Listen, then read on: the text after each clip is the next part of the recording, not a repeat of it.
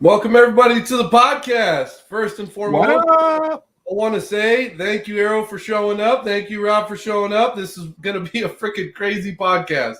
So it's unlike any of the other ones that we've had, right? So this one's going to be a hangout this evening. We're going to be talking about the road trip, the ups and downs, and everything in between. We got a lot to cover this evening, don't we, guys? Oh, yeah. That was a long trip, man. A lot of rain, a lot of water.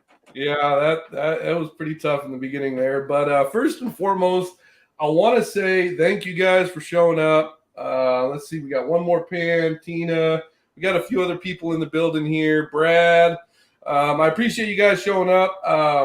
This is going to be a pretty insane story to tell, first and foremost. Secondly, I apologize for us not being on the podcast last couple of weeks. I just had my Seaside, Oregon trip.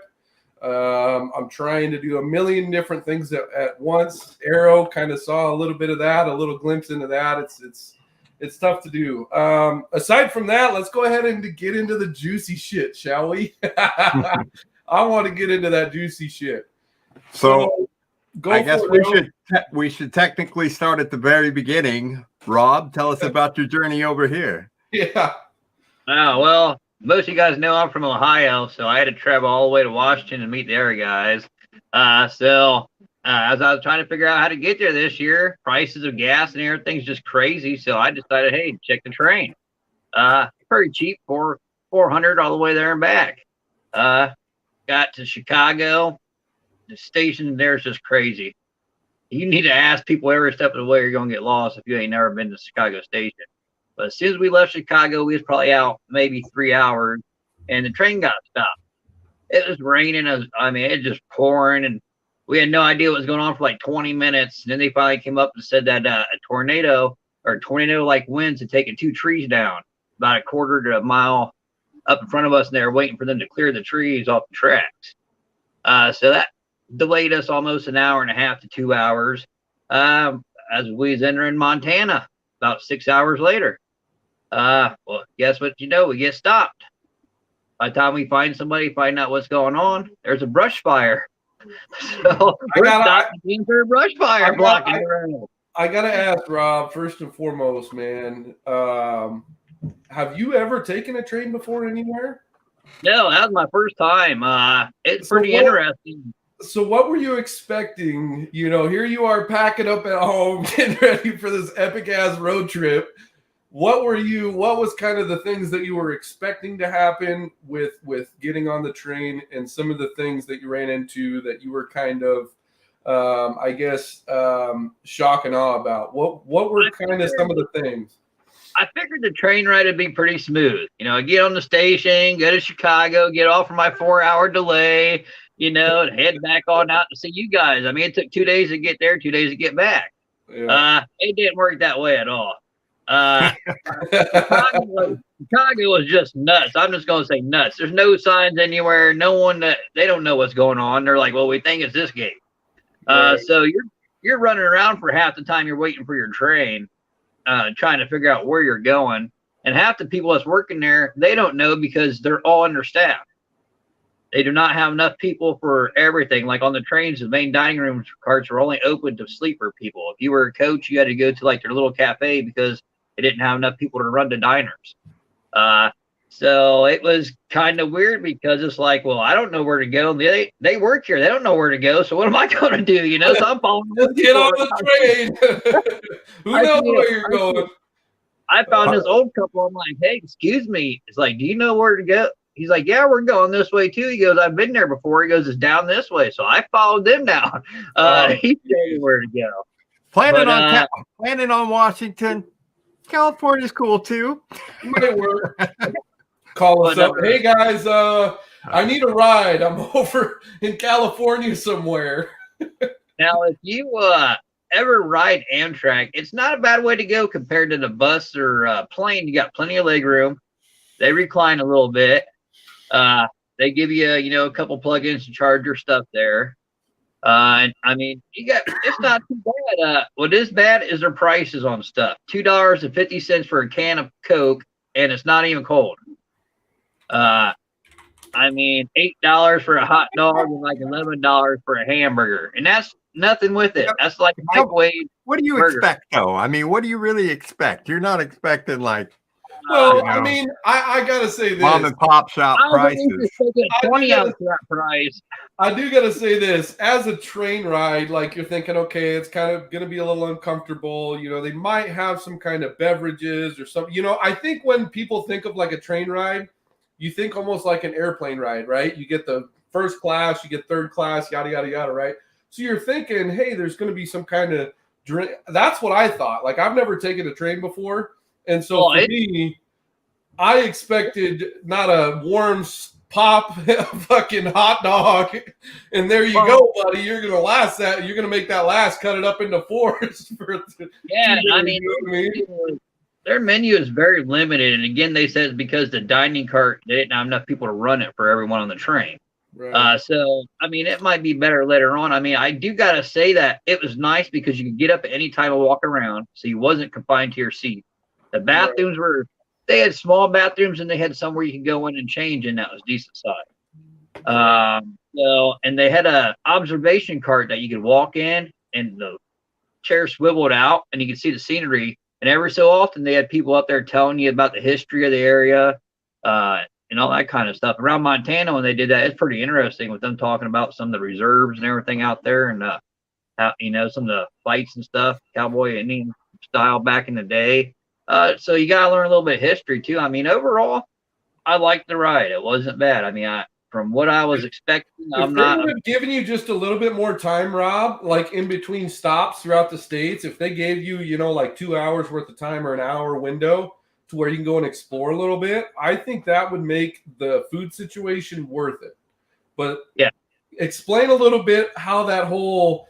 You get this amount of time for this stop and this amount of time for this stop. Please explain how they did that. Basically, when they stop, you're getting on the train. And you better just stay on there unless they say it's a cigarette break stop or a stretch your leg stop. Right. And for us, that didn't happen because, like I said, we had the trees down and then we had the brush fire. So, but they canceled that basically to make up for that time. They gave them like 5 minutes.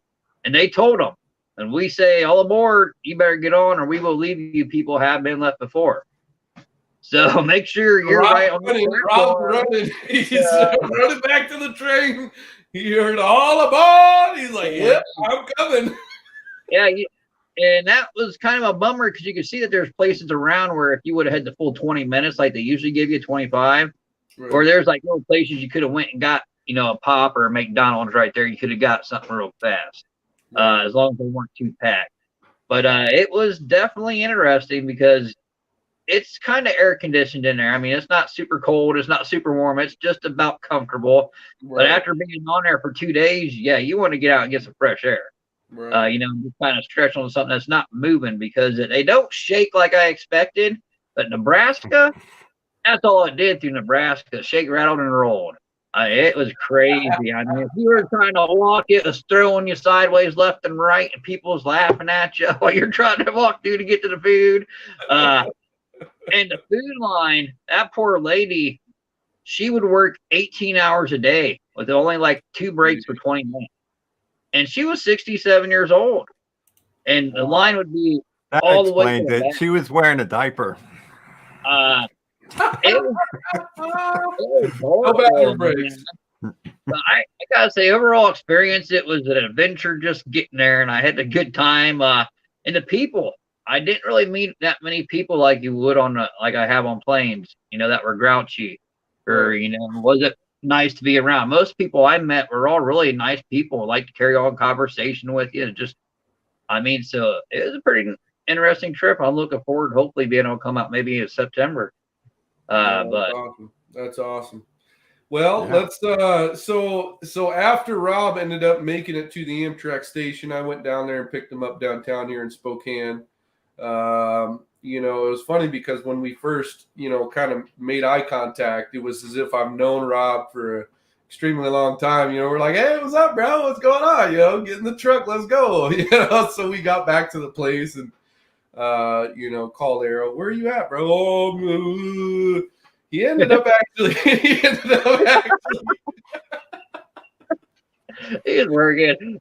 No, I'm just kidding. He ended up showing up right around 8:00, 8:30 ish, and no red carpet, nothing. Nothing. No red carpet. No, just gravel pit. No, I'm just kidding. Wasn't Chris already there by the time Arrow got there? Yeah, Chris Hayes ended up showing up. He wanted to meet Arrow and wanted to meet Rob, some of the PB fam and part of the team. And but the funny thing was Arrow shows up, right? And mind you, I've been calling him a certain name on a lot of different podcasts, just pulling it, yanking his chain, and he jumps out of the truck, and this guy is like 7 foot fucking tall. I'm like, what the hell, dude? You must have eaten your Wheaties when you were a kid. Like, what's going on here? And the small giants. Over here, I'm used to being the tall guy. I'm 6 foot, and Jared's taller than me. I'm like, okay, wow, this dude's bigger than me. Then Arrow hops out, and he's taller than me. And I'm thinking he was going to be 5'4". I'm like, I'm the shortest guy. I don't know what everybody thinks. Oh, he must just be a little guy. He was twice my size. I couldn't believe it. It had blown my mind how tall Arrow was. And so, I gave him a little bit of shit about that, and we had a little fire. And first thing in the morning, what would that have been? Saturday? What was that, Saturday or Sunday morning? Well, we were up late Saturday getting the rest of the coordinates and stuff done and just chilling out. After you had that awesome barbecue you made, that was some good meat there. Yeah, I ended up throwing some ribs on the barbecue for him, and we had a good night. Ended up having a little fire, whatnot. That night we were trying to figure out GPS coordinates, trying to figure everything out. It got to be about 1 o'clock, 2 o'clock in the morning. These guys ended up hitting the hay. I stayed up for about a half hour later, went to sleep. Next morning, we decided that it was time to get everything packed up and get the hell out of here, right? The problem was it was raining cats and dogs. So we decided we were like, hell or high water, let's go, So we ended up little rain ain't gonna hurt nobody. Yeah, we ended up heading out to let me see. I could find it. I got it up on my maps right here. Oh, that was a hell of a freaking trek. Let's see here. It was right down in the middle of Idaho. It was Emerald Forest of some sorts. Wasn't it near Harvard? Oh, let's see. We got Riggins. We weren't down to Riggins. Elk City. No, it was up farther. And Palouse River. Palouse. Yeah, so in fact, I'm going to pull it up right now. It's going to bring us right to where it was. Here we go. So we were, what is that? No, Palouse River's in Washington. We actually went down that wasn't the Palouse River. Yeah, it was. There's one over there. Yeah, it runs all into Washington. Yeah, it runs down into Washington. Yeah, okay, that makes more sense. So let's see here. So what we're gonna do, jump over to here. Here we go. Yeah. So we were right around the Avon, Helmer, Nora, Deary area. Right below that, I wish I could pop this up on the screen. That would be great. No, where was that area? What was that? Man, let me see. It was right by Elk City. It was right up above. It was was it in the Nez Perce Clearwater National Forest? It had to have been. Yeah. I think it was up in that area. Yep. I ain't got none on my maps or anything open right this second. Yeah, we were right down there near Elk River, Beauville, Deary, Troy, Kendrick, all that whole area. And the first night, fuck, I can't even remember. We had so many areas we went to. Jeez Louise. Rain. Rain. The guy's meat gave Jaron brain farts. Oh, shit. Well, our first night, we had went to a possible claim that we were going to purchase. There wasn't a whole heck of a lot of area to be able to pop a tent up. And so luckily, in between the four corners of the possible claim coordinates, we actually found a nice little spot where we put our tent up. And before we even got out of the truck, we're looking at each other like, shit, man, it's raining cats and dogs.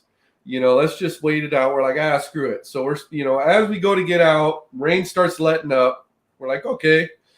Unfortunately, we all didn't have the good idea of putting the fucking tent up instantly. We decided to start walking around the area and checking this out and that out. And we're like, oh, this is a cool place. Yeah. And at this point in time, 15 minutes later, now it's starting to fucking pour. Now we're like, okay, now we got to get the tent up. We don't have a choice at this point. So while it's fucking pouring cats and dogs, we get this fucking tent up. We get everything in there. We're good to go. The rain kind of lets up a little bit more. And we kind of decide, all right, well, we'll just hang out for tonight. And, we'll not do any prospecting or anything like that. We'll poke around a little bit, walk around, but for that first day, getting the tent set up and everything, it was pretty miserable with the amount of rain that was coming down. And so we decided, what did we do that night? We tried to get a little fire going. We got a little fire going. I think we cooked a little bit of food,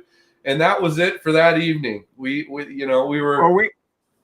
had canopies, so we could chill under that. Yeah, we had a couple of 10x10s, so it wasn't too bad. Right. Honestly, I want to ask you guys a few questions in this scenario. What was going through your guys' minds as us first showing up to this place? We got the tent set up. We got the canopy set up. What was kind of going through your guys' minds? Let's start with you, Arrow, and then we'll work our way over to Rob. Nothing. I was excited to be there. A little rain don't scare me. What were you thinking about a whole new experience, whole new camping trip? It's the first of many. Just kind of enjoy being in the moment and checking stuff out. And, I'd never really been through Idaho, so I really got to see Idaho, like a lot of it. Right, a lot of it. We went head to toe on that bitch.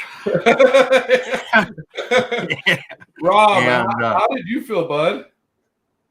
Man, I'm just enjoying the scenery and having a good time with you guys. I will say that was one thing with Rob. We'd be going down the road.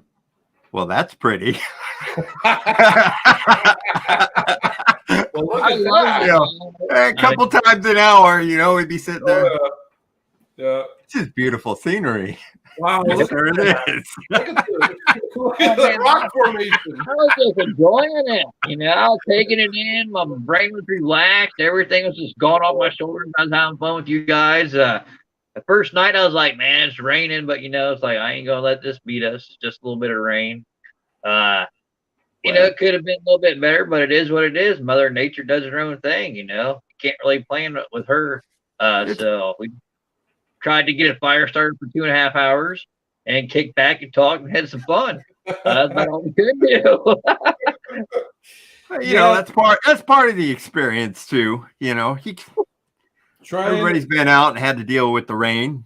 That was the thing. Trying to get a fire started in that kind of rain. I mean, we had decently low humidity, so it wasn't like you were fighting the humidity trying to get the fire started. The problem is we had been raining for 9 days. It had been raining, and we found a little bit of decently dry wood. And Arrow, why don't you iterate on the process in which I used to get a fire started in some of that kind of rain? Well, I could tell you it was a new one to me. I so Jaren's primary way of starting the fire is using gasoline, which is actually prudent in this situation. But even when there's not soaked wood, gasoline. He also believes in 3.3 volt old Craftsman battery pack skill saws to cut up wood because we don't need anything bigger than 2 inches. That's right. That's right. Yeah, No, it's so funny. He's sitting there and he's like, "This fucking battery died. Grab another battery out of the bag." Oh my God. Oh, geez. You know, I asked him if I needed to bring anything, and no, I didn't need to bring anything. And I left my fire starting kit at home. Well, and that's the funny thing too, is like Gasoline. the funny thing is you know, when I whipped out the circular saw and the battery, people there was like, "What the fuck is this guy doing?" And I figured, Never seen that. Couldn't find the hatchet for the life of me. Don't worry, bro. I got a 3.3 volt Craftsman skill saw, better than any hatchet you got. Oh shit, man. Hey, it worked. It worked for the first couple of days. It worked really well, and then you know, down to the further parts in the week, I just gave up. I said, "The hell with this. I'm not gonna try to mess with it." Arrow and Rob ended up going and getting some firewood, a couple of bundles. But anyways, back to the first day. So the first day was really good. Yeah, it rained. We were still in very high spirits. Everybody was still enjoying the hell out of their time. It also means the water was still kind of high, so like, you know, couldn't really get across to the inside bend. You can see where the tank was caving in it. It was rushing down on some of the sides so much. Yeah, you'd be sitting there and you'd hear a big kabloosh, and you look back up, it changed again. Yeah, it definitely the high water was definitely changing. It was fluctuating quite a bit. So, what do we find panning? Oh man! So unfortunately, no gold. You know, of course, we were doing tests here and there. We were punching about maybe at max a foot deep throughout Still the in the river. rain. Still in the rain. Still in the rain. You know, we had our wet gear on and did as best as we could. We punched quite a bit of holes in the area we were at, punched some holes further up on the river, on this side, that side, a couple of eddies. You know, the gold's probably still there, but it might be deeper. But what we were finding was very, very gorgeous. Oh, I have my jar of garnets, damn it. Some very gorgeous purple garnets. You know, it was just garnet central. You know, there was garnet like Sand. all the light sand was garnet sand. So once you pan back all the rocks, you had this perfectly pink purple sand that was clearly separated, and then the black sand was underneath it.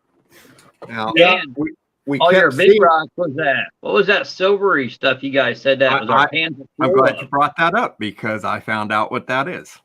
Thanks to Mr. Casey Lawson. Because our pans are full of that. Every time we pan it down, right before you got that garnet, it's loaded. Silver, he looked at it and immediately said, "Oh, it's garnet mica schist." Mica, yeah, that's what I was thinking. Some kind of garnet mica schist. So that's where all the garnet's coming from too. Oh, so there's a host rock where that garnet's stuck up with the mica schist. It's like a bright, flashy silver. Apart, into that river. Yeah, there's a bit of that.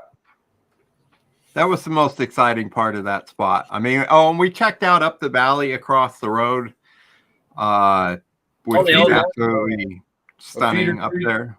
Yeah, there was a feeder creek that had a couple of actual load claims up there further up the mountain there. We tested the creek there. Didn't really find much at all, actually. It was pretty depressing.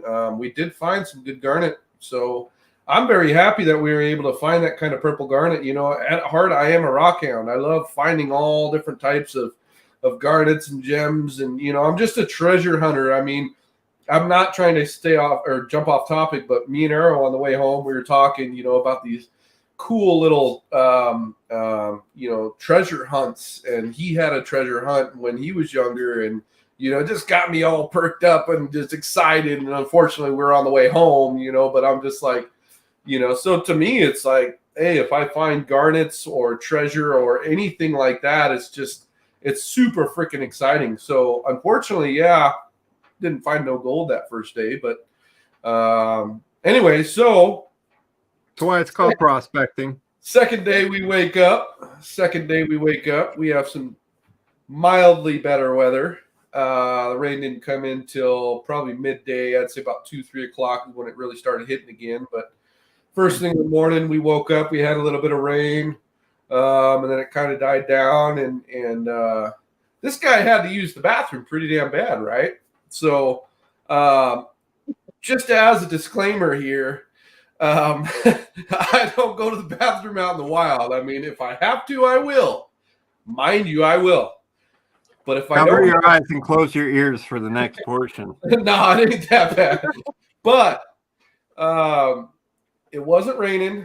I brought my little seat that goes on a 5-gallon bucket, put some water in that bucket, walked out about good 50, 60 feet, sat down, and that was the most liberating shit I have ever had in my entire life.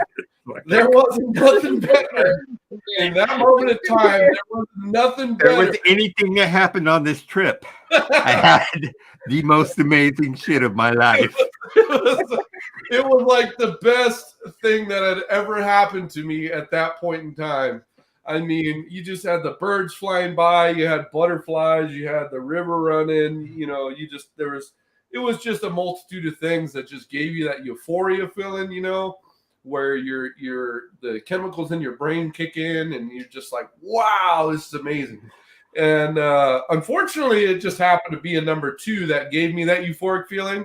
But still, it was just such an amazing experience. That's a first for me and Rob too, the whole euphoric thing. I just didn't go. It was such an amazing experience that second day. But yeah, so, second day, of course, I think we stayed another day there, didn't we? We ended up staying another day there. No, we left that day and headed to Elk City. We got there in the afternoon, right about the time it started raining. That's right. So we ended up heading down. Let me open up the map here. So we ended up heading down to Elk City. And if any of you don't know anything about Elk City, I will tell you something really crazy. You're doing this and you're doing this in your vehicle for hours. Which was definitely, I mean, I've all 3 of us have gone up and down the mountains and things like that. But to get to Elk City, following that river all the way over to Elk City was one hell of an experience. That's for damn sure. Once we got to Elk City, what was kind of like the thing all of us were thinking about? Once we got to like one of those movies where people disappear. So Rob was scared. We had to get out of town. It was, Elk City was dead. When we had gotten to Elk City, what day was that? That had to have been Sunday. Sunday. Yeah, Sunday. We got to Elk City and all the businesses were closed. We couldn't even see a single person. It is if it was a ghost town. There was nobody around. Nothing, you couldn't even hear a bird flying by. It was just completely dead. And of course it was raining a little bit. So we decided, you know what, let's go and try to get up to our Elk City possible claims. What do we have, Rob? 4 of them or 5 of them? Possibility out there. Yeah. So all up, down some old logging trails. Yeah, so the way Elk City works, for guys that don't know, for the folks that don't know, guys and gals, you're driving on a highway until you get to Elk City. The highway ends in Elk City. And then Elk City. there's no roads going off of it either. So There's it's no an road. There's hour one way in, in. and Yeah, one way in, one way out to Elk City. There's no, taking other. You do see some awesome dredge tailings on the way into Elk City, though, from where they dredge that river. Right. So we got up to Elk City, and we decided, the hell with it. Let's go ahead and take the truck up the mountain, try to get to the claims. That first In day, the rain. in the rain, while it's raining, the first day we get up. We drive for about a good 20 minutes. We get up to a point where the forestry road is completely washed out. We're talking, you can't even get an ATV up it. I mean, it is just washed out. But what's crazy is we all decide, all right, let's get out of the truck, do some exploring. We all walk around, and every single rock that is on the ground over there is quartz. Mineralized quartz. It's either the rusty quartz. It's the things that get you excited as a gold prospector, right? And we're sitting here like freaking It's all low claims. We were on low claims the whole way down. It's super exciting. We're all getting muddy and bitten by bugs and wandering all around looking. Yeah.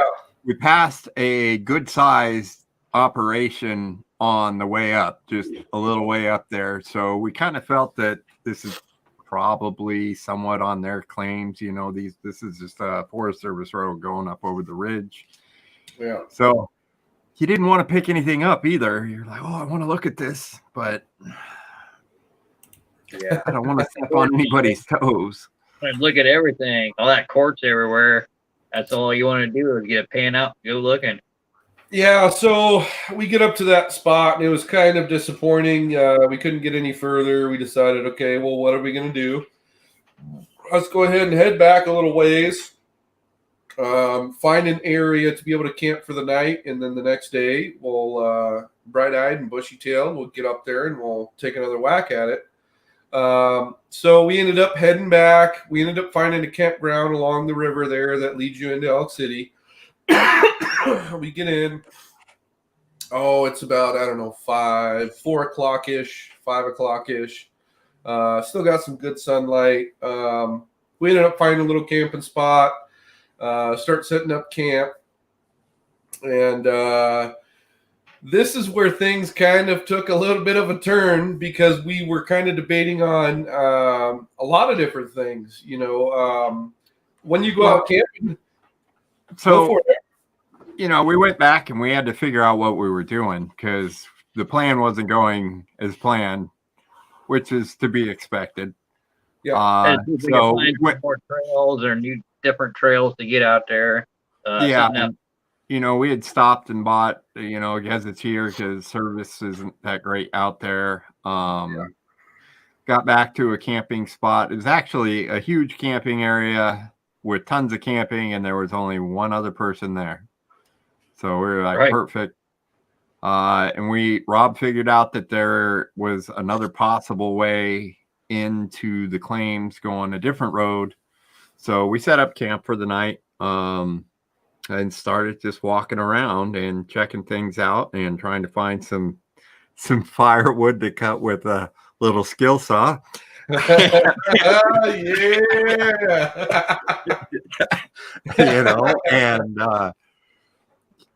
That mountainside's right at your back. It's straight up. I was poking around there the next day. There's some quartz veins coming out of the hillside there. That's all just decomposing. And so we got set up and, started poking around, and, there's a stream that comes down there, and we went over and looked in it, and our pretty much jaws just dropped because the entire stream was quartz. All the rock was quartz. It was white. The whole stream was white. It was insane. It was insane. And this is kind of where we all kind of butted heads, right? It had been raining for a couple of days. We're all, Rob's gear is starting to get fucking soaked. The tent that I thought was rainproof wasn't rainproof, so his shit got wet. I mean, there was just a multitude of things. It did fine up until Montana. Yeah. So, I mean, we're over by Elk City still. our emotions are starting to flare a little bit, and I'm sitting back, and there's this creek that's running right through this forest campground, and I'm looking over at it like, fuck, man, let's go fucking test it. Let's test it. And of course, as always, I had a few in me, and we're bullshitting, we're talking, and I look over at Rob, and Rob kind of, I'm looking at him, he's looking at me, and I think Rob had to go take a shit or something. So Rob takes off down. The shitter, mind you, is about 100 feet away.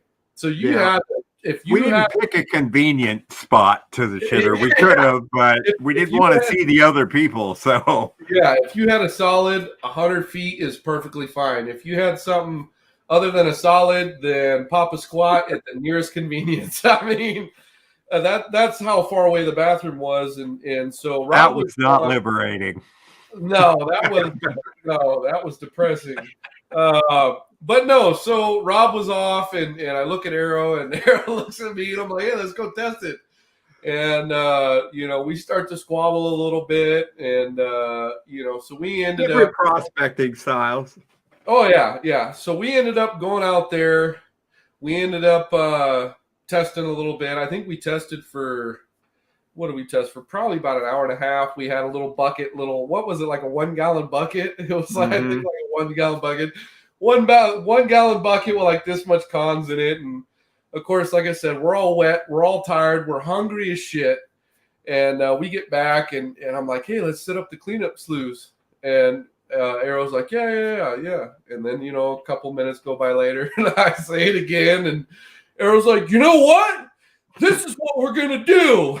And he grabs the con bucket, and he starts walking off to the creek. I'm like, oh, shit. There was more to it than that, but yeah. I'm like, Arrow, dude, it's all good, bro. And he just kept walking straight to the river. And he disappears, and so I'm sitting there at the fire like, man, I pray this guy doesn't dump those cons. We worked our ass off for them fucking things, man. I don't argue well, but I do play mental games well. So Rob ends up coming back, right? And Rob's like, where's Arrow? I said, at the river. I said, at the river with the cons bucket. And Rob's like, okay. And he turns around and starts walking toward the river. Where's that?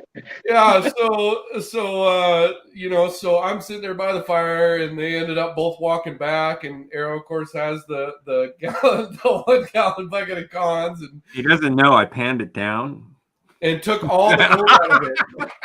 I threw back in like a quarter. Yeah. Oh shit! So they both end up coming back, and he ends up setting up the CM8. It was the CM8, right? CM6. CM6. Courtesy of Creighton Metalworks, Casey Lawson. You guys need one? Go get one. Don't hesitate. But anyway, so we ended up setting up the CM6, and we ran the cons through it. We found a little bit of gold, and that was the first point in time in this road trip.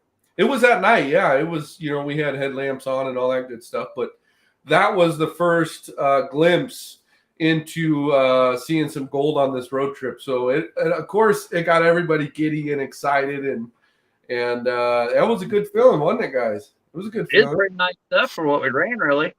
I was surprised. One of the pieces was a good size flake, and that was pretty exciting to see. Yeah, we worked about an hour and a half, but a lot of that, is removing big rocks and getting that stuff out of the way. So when you think about material-wise, we didn't really move a whole lot. Yeah, and that's the thing too. As any of you guys, when you go out to a creek and set up a river sluice, there's a lot that goes into it versus setting up a high banker and a pump, right? And, with a river sluice, obviously, as everybody knows, you got to move rocks around, get your angle just right, make sure you got a good water flow, blah, blah, blah, blah, blah. So within that hour and a half, it probably took us maybe a half hour to get everything set up. So, we probably ran maybe an hour of material, if that. I wouldn't even say an hour of material, to be honest with you. I mean, with the amount of poking around we were doing. No, we probably 5 buckets, maybe. Yeah. So, I mean, at the end of the day, being able to see that gold at the end of the night with our first flare up between everybody.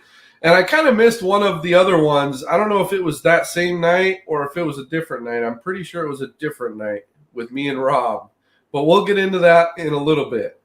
But anyways, so aside from that, I think we had a great night after that whole situation. Was it the same night? I don't Yeah. remember. Actually, I think it was the night before because we were all sitting at the tent and getting all wet and shit. And it was like Wet midnight. as fuck. That's right. Oh, Wet as- waiting for food to cook. Yeah. That's right. That's right. Okay, so let me retract a little bit. You guys know what happened the day after. That was the day that our stuff got wet. Or Yeah. the night stuff got wet. So the night before, of course, all of Rob's clothing got wet. I mean, he stuck it in a special little spot that just happened to be where the rain was coming into the tent, and he got his shit just soaked. And so, mind you, this guy was already pissed as it is. And we got to a point where we're trying to all butt heads on how to start a fucking fire. This is what happens when you go out camping and you're getting poured on. You're trying to figure out, well, this is how you make the fire. No, well, this isn't going to work. So you got to do it this way and this way. Da, da, da, da, da, da, da. And finally, Rob was like, you know what, Jaron? You always got to see that you're right and da da da da da. I'm like, oh, fuck. I don't piss this guy off. I'm like, oh, fuck, dude. I apologize. Like, Make a fire. I'm fucking freezing my ass off. I was like, dude, I'm sorry. You know, at first, you know, you kind of start to butt heads a little bit.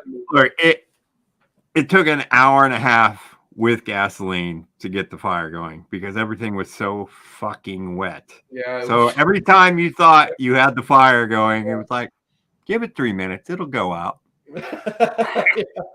Yeah. So at this point, After an hour and a half, you know, Rob was like, cold, wet, I am fucking done.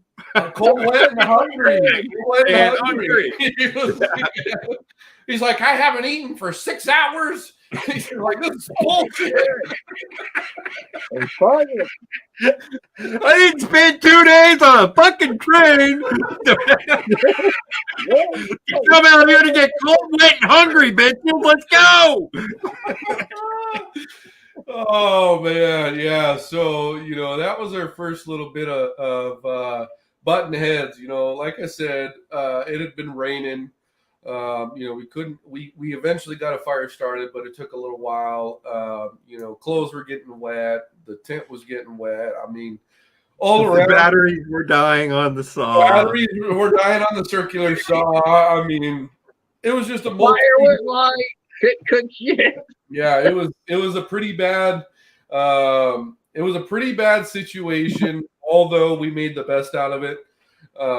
You know, me and Rob, we ended up hugging and talking about it after the fact. And I think everybody's the thing is with like a camping trip that I've always noticed is everybody has a specific boil point, right?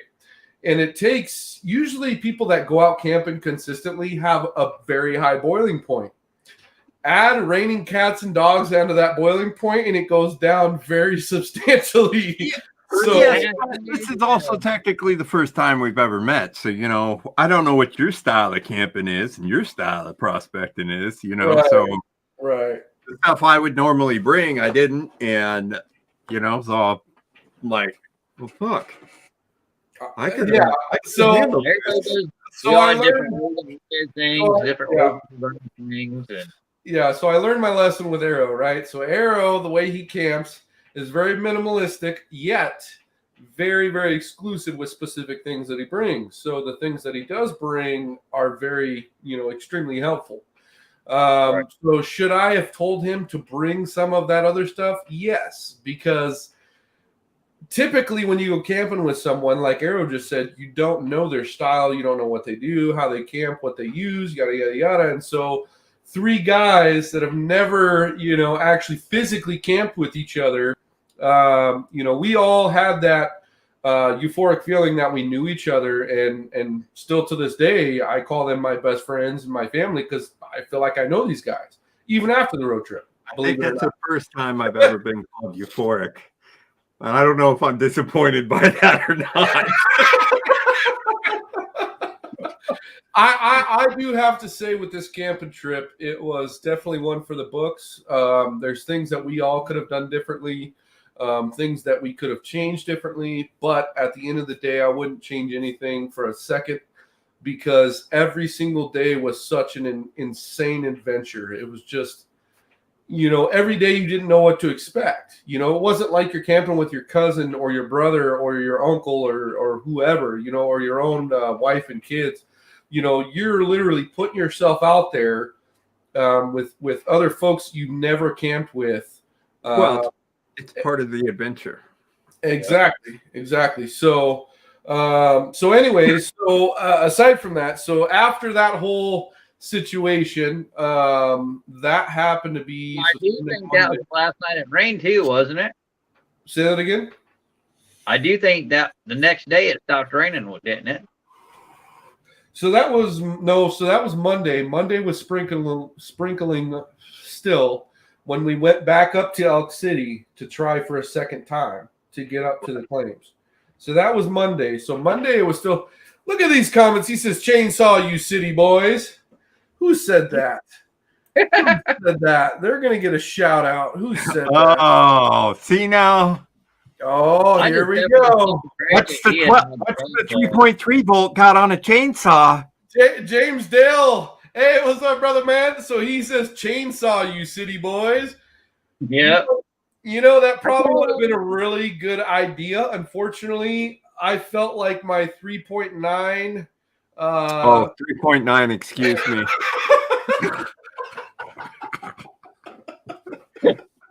I'm sorry to misinform everybody.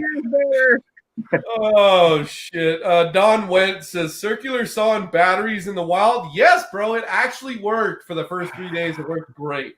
3 days. Did you get that part? 3 days. Hey, I brought a generator to actually charge the batteries, but I got lazy and we never ended up using the generator. So, yes, it would have worked the whole fucking time, but I didn't fucking charge the battery. So, anyways. So Monday morning, we ended up going back up to No Name Mountain.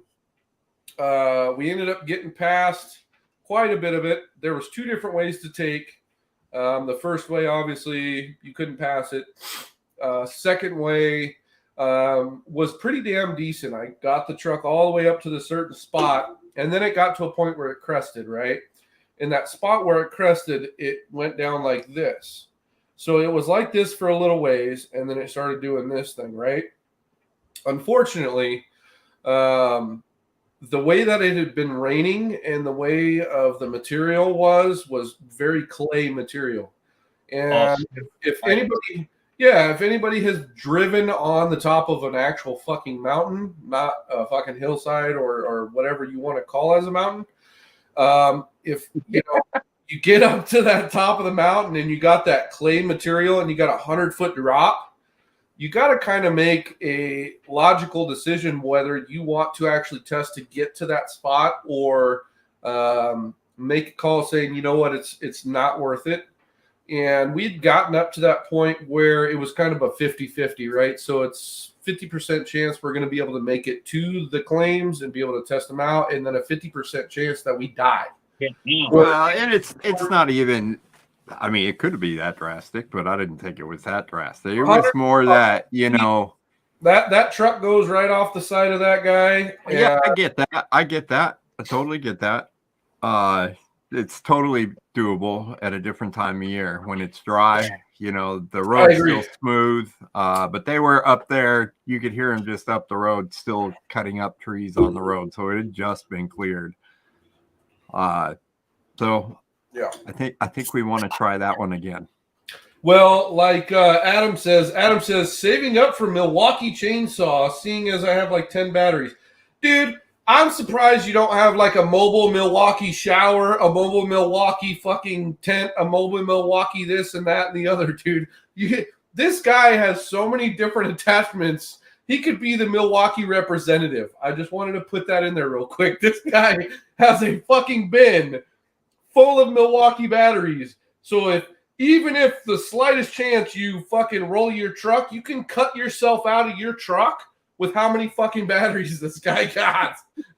Just wanted to say that real quick. Anyways, yeah, so we tried to get up there. The second day, we tried to get up onto that route. It was to a point where it's like, is it worth it? No, it wasn't worth it. If it had been sprinkling, maybe if we had more quartz embedded into the ground, maybe some kind of traction, something like that.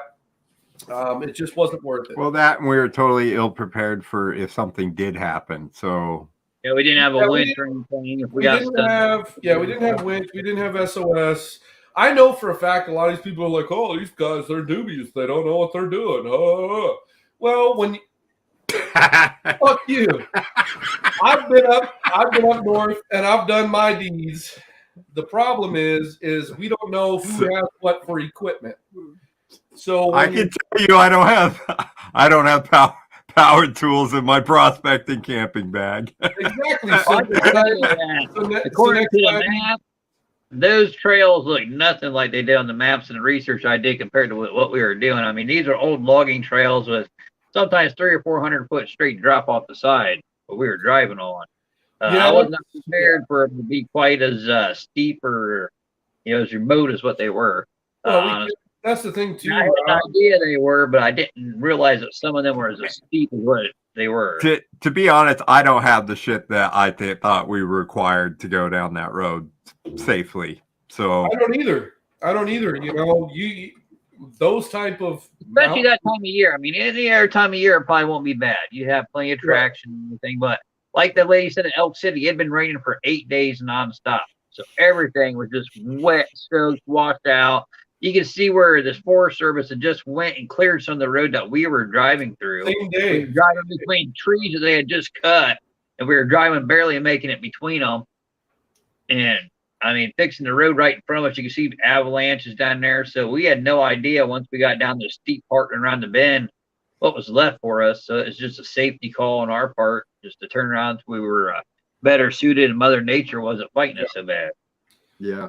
Well, and that's the thing too. Like I said, is we kept climbing in elevation. It wasn't as if we went up 2,000 feet and we plateaued. We're talking about a 5,000 foot plus mountain we had to get up and over to get to the claims that we were trying to test. And there was only 2 roads. There was one road that went up like this and up and back that way, and then there was one that went on the side of the mountain up and then back around. So we tried both different methods. We got up to a point where it was like, yeah, this is not safe. Is it really worth it? No, it's not worth it. Did we have an SOS button? No, we didn't. Did we have something to somehow, by the grace of God, we wouldn't have been able to do that anyway with one of those, unless it was hooked up to a CAD or a D8 or something like that. You know what I mean? So it was a call on our part, and we said, you know what, fuck this, it isn't worth it. Just different time of year. That's all we need. Yeah, that's what it boils down to. So anyway, so we ended up going back to camp, re-strategizing what we were going to come up with and figure out, and we decided our next leg of the trip was going to be from Elk City over to my claim, mine, and 2 other buddies' claims. Over in St. Regis. We were going to go over there and originally meet up with Big Dog James Dale. And about midway through our travel time from Elk City over to St. Regis, I got a text message that said that James wasn't going to be able to make it. He has a lot of other things that he has going in his life, and I totally get it. I respect him for it. He's trying to do this full time, as everybody knows in the PB family. So we decided. What happened is he found a hobbit hole that started producing gold.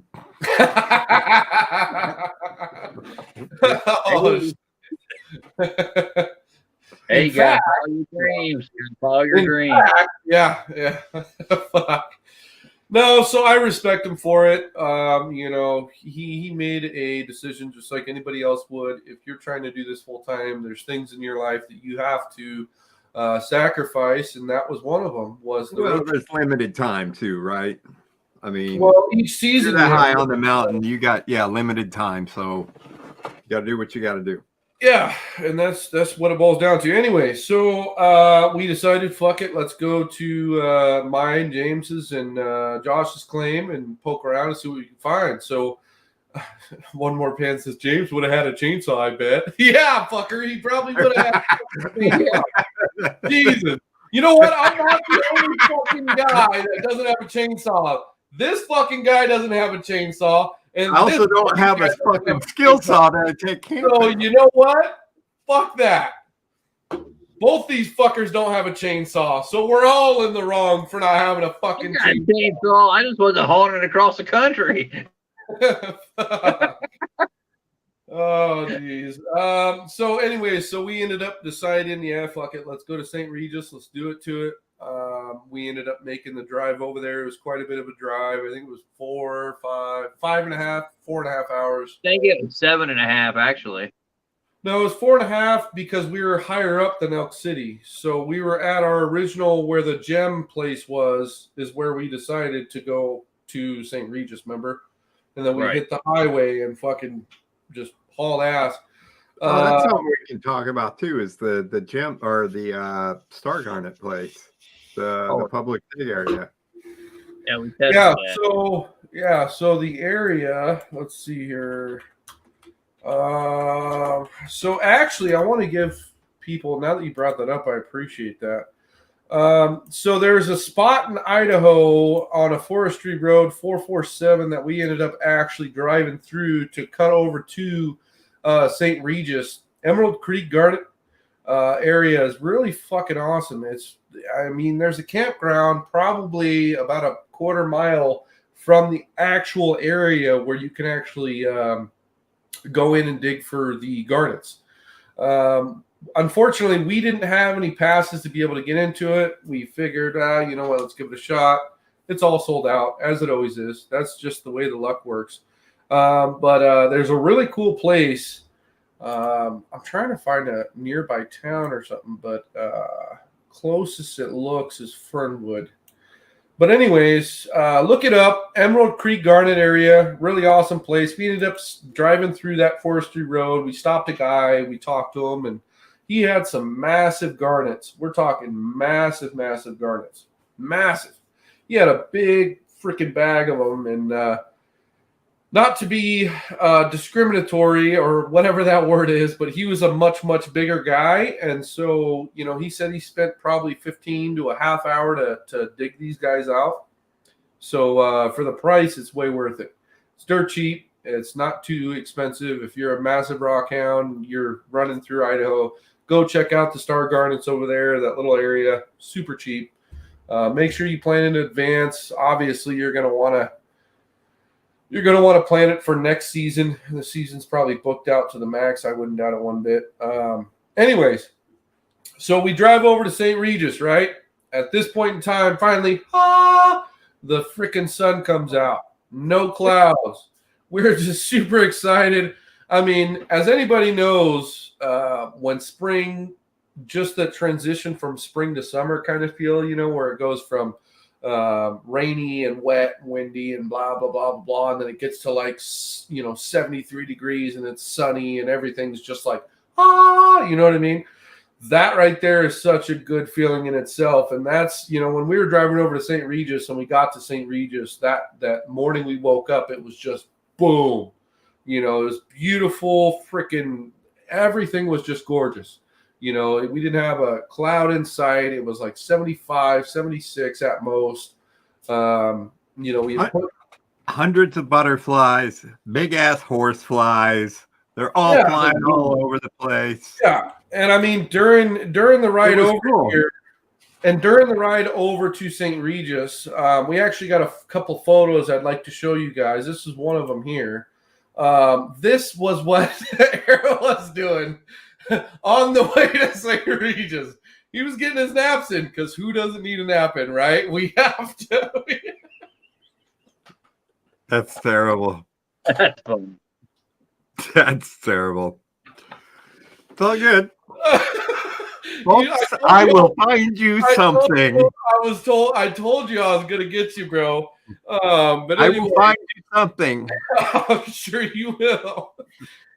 Just for the folks that didn't see, this is kind of the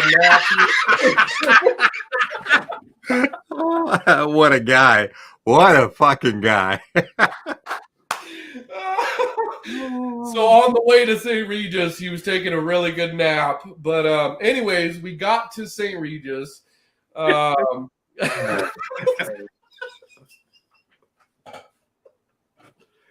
I'm dying over here. Yes. Oh, I've been saving that bad boy for quite a few days. Anyway, I've been saving that bad boy. That was that was Right. Well, let me tell you, buddy, don't awaken the sleeping giant. I'm sure you got some good ones. Rob told me some stories about the pictures you took, so I'm sure you got some good ones. Only pan, baby.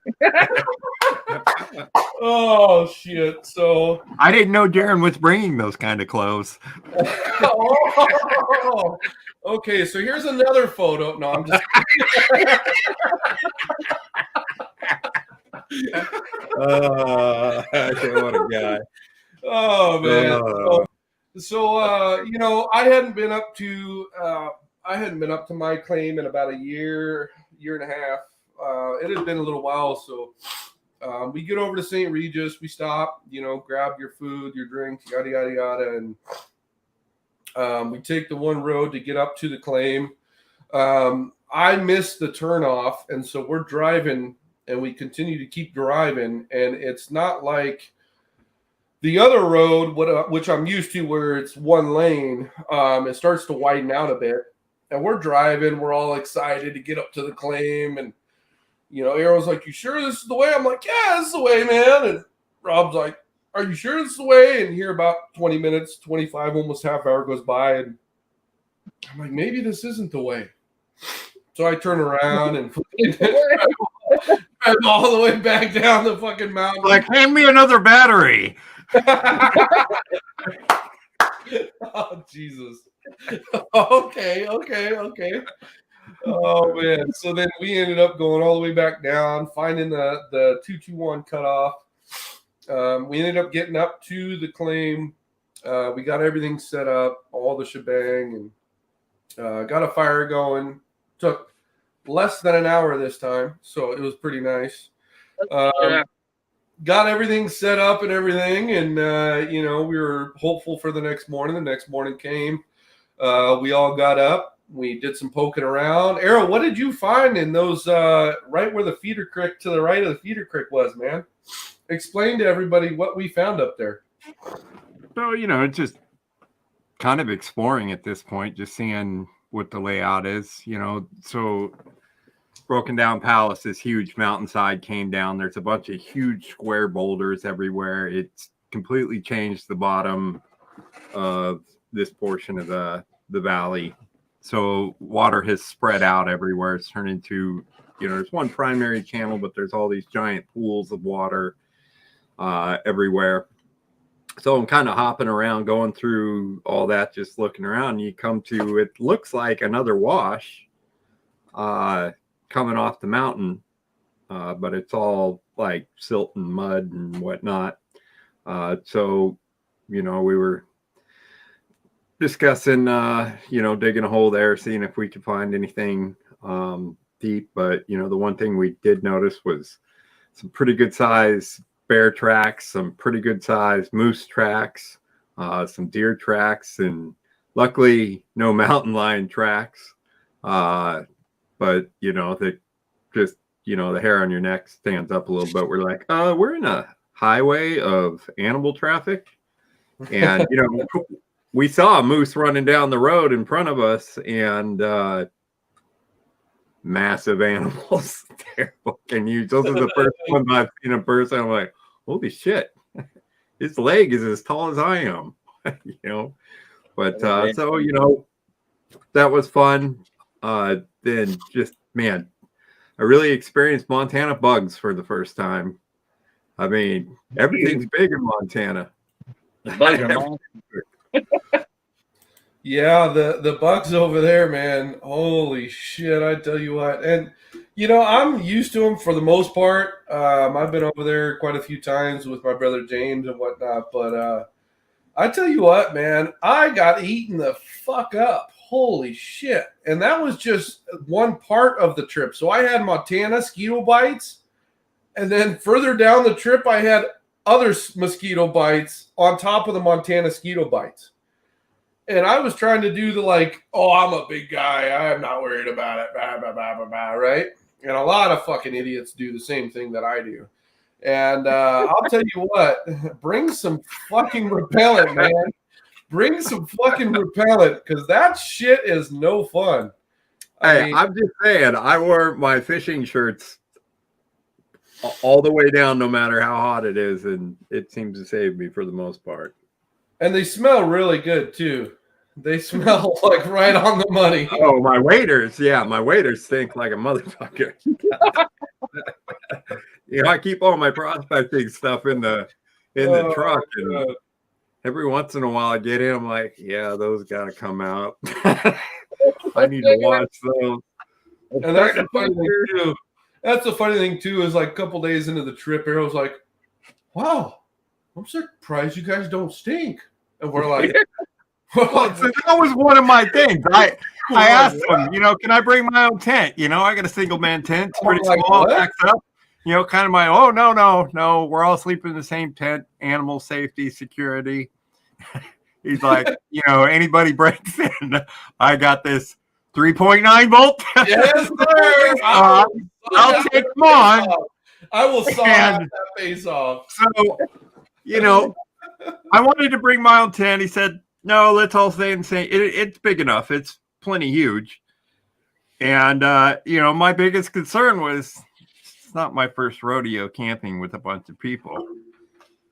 Because I know some motherfuckers that stink. God damn. And I don't want to sleep. Yeah. I don't know these motherfuckers. I don't know how bad they're going to smell after 5 days on the road with no shower out in the middle of nowhere. Yeah. So he comes up to us one day and he's just like, you guys don't stink. And I'm like, thank you. I'm like, thank you. I appreciate it. Like, I'm glad I don't. Like, no, I appreciate it. You have no idea. I was like, that's new to me, I guess. All right, cool, man. Like, no, I'm just being practical, yo. I'm like thinking about it. I'm like, 3-4 guys in a tent for 5 days. God. I'm bringing my own fucking tent.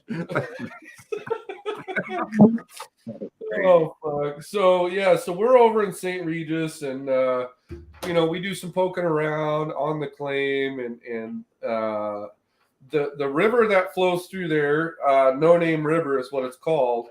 The thing is with that river is it's really good for dredging. If anybody can tell you when you read a river, James have said it 100 times. Josh has said it 100 times. It's a perfect dredging freaking river. The Gold's deep. It's hard to get to. We tested a little bit with the feeder creek. We didn't really have the adequate tools to be able to cut our way up that creek. It was mainly, as a road trip, you only have as much room as the bed of your truck can take. And you also don't want to take a shitload of stuff. So you want to make sure that you have adequate supplies to get you through those the whole 9 days, right? So, I mean, God forbid we would have been able to take everything we wanted to take if that was the case, right? But that wasn't the case. So, anyways, go for it. Other than that, 3.9. No.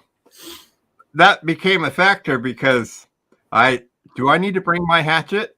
Oh no, don't bring your hatchet. I got one first night. Where's the hatchet? Can't find it. Don't worry, I got this 3.9 volt. Hey, I usually have my nice hatchet that is sharpened in that black tote, and for whatever reason, that motherfucker wasn't in the black tote. So I had a hatchet. I have a hatchet, but it didn't end up in our gear. So the 3.9 saved the day, as it usually does, and we were good to go. Anywho, so we tested, did everything we could.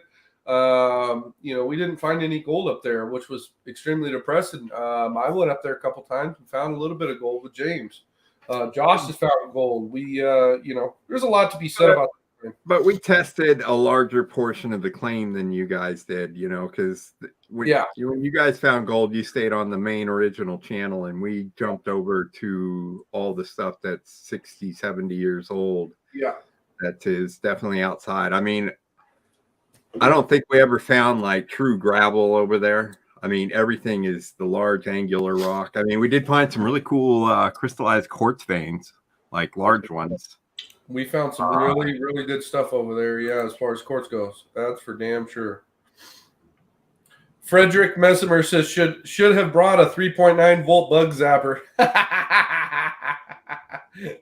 Oh, geez, I love it. Absolutely love it. I'm gonna get shit for that 3.9 for fucking long time. Thanks. I think that should be the new prospecting buddy shirt. Prospecting buddy, a 3.9 volt skill saw. When you're out of time, bring the 3.9. Oh shit. So anyway, so yeah, we got up to St. Regis. We spent a day or two up there. We decided we were going to head down and meet with Mr. Jeff Henderson.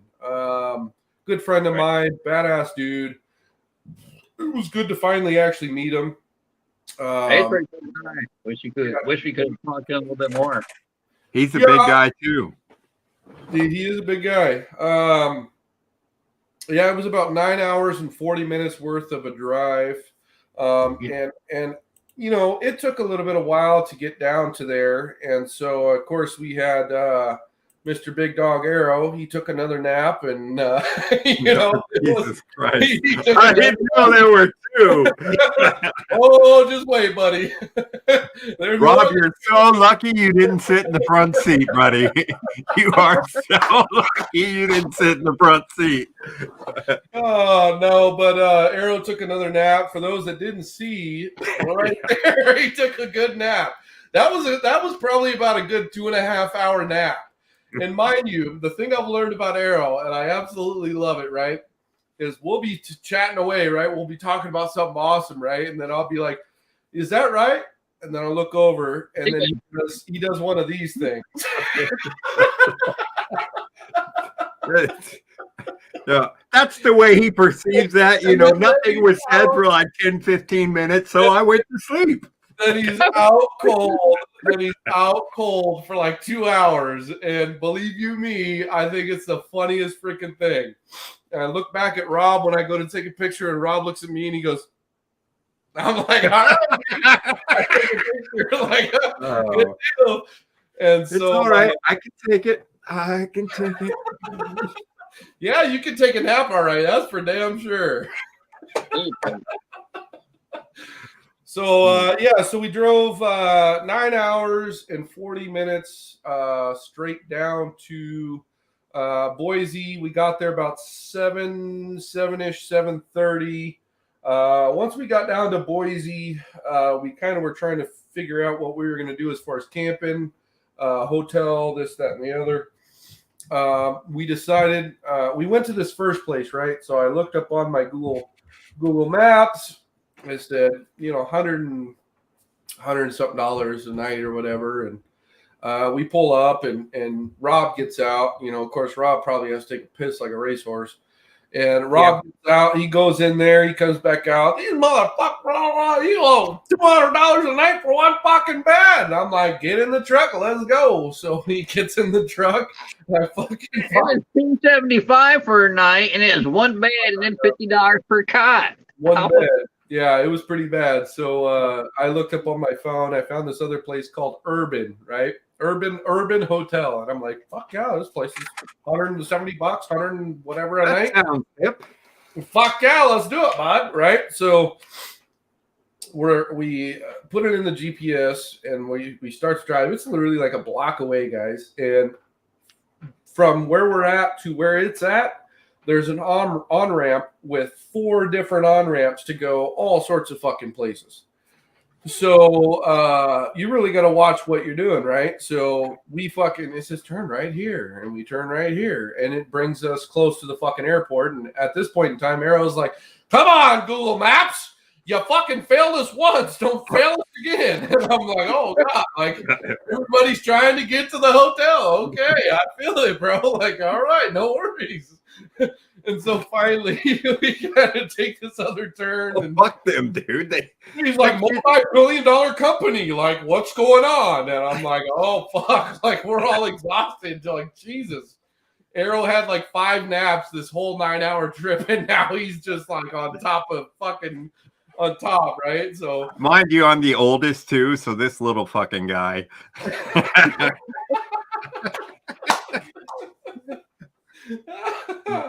oh shit! So we ended up making it. I'm gonna start making phone calls to your kids and be like, "That's what you need to do."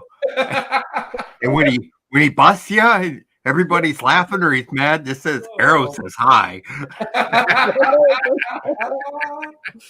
Oh fuck, dude! So I ended up calling the place. I'm like, hey, did you guys rebrand yourselves or anything like that? You know, because I've had a situation like this a couple years back where, you know, this was actually 7-8 years ago. I was young and dumb, and you know, I didn't really like calling places and shit like that. You know, I just figured it out on my own, right?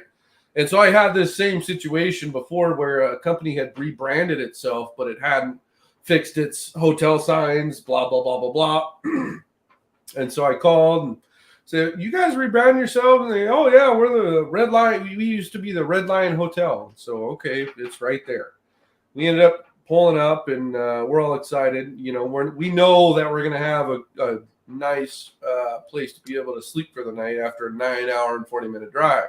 The washer and dryer. So we get in there. In there. First thing on Rob's mind is he goes, all right, you know, wet ass clothes. You got to wash all them bad boys. So he goes in there and washer and dryer don't work. He's like, well, I need my Pepsi. This guy is like a Pepsi fanatic. This guy is a Pepsi fanatic. Like, these guys could be like the representative of Pepsi. And so he goes over to the vending machine, he goes over to the vending machine and fucking out of service. See, he's drinking a fucking Pepsi right now. Exactly. So he goes over to the vending machines. They don't work. Nothing worked in this fucking place. And oh, no, it didn't. The bathroom door. Oh, my God. Hold on, let me get to that.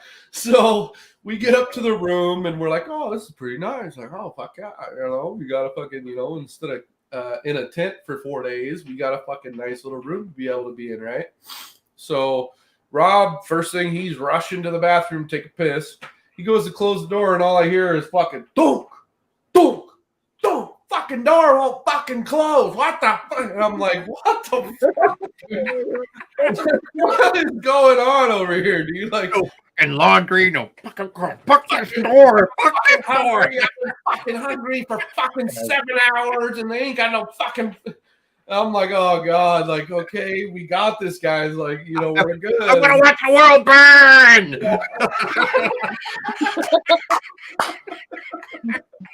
I just wanted to piss in the shower. Dry like the clothes, man. Some dry clothes. We start to get settled in, and Rob said he's gonna go to the store and go grab. I was ready to be like $20. It's $20. I need dry clothes.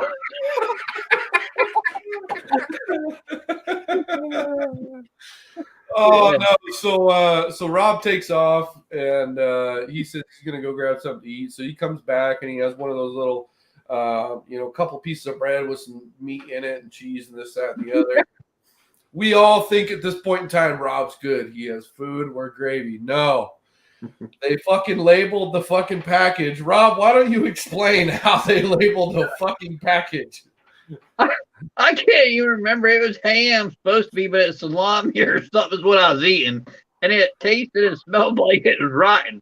All I know is 20 minutes after I ate this sandwich, I was blowing up the bathroom for about 40 minutes. It was horrible. This guy's fucking not liberating. I mean, wow, what a fucking ham. What the fuck is this?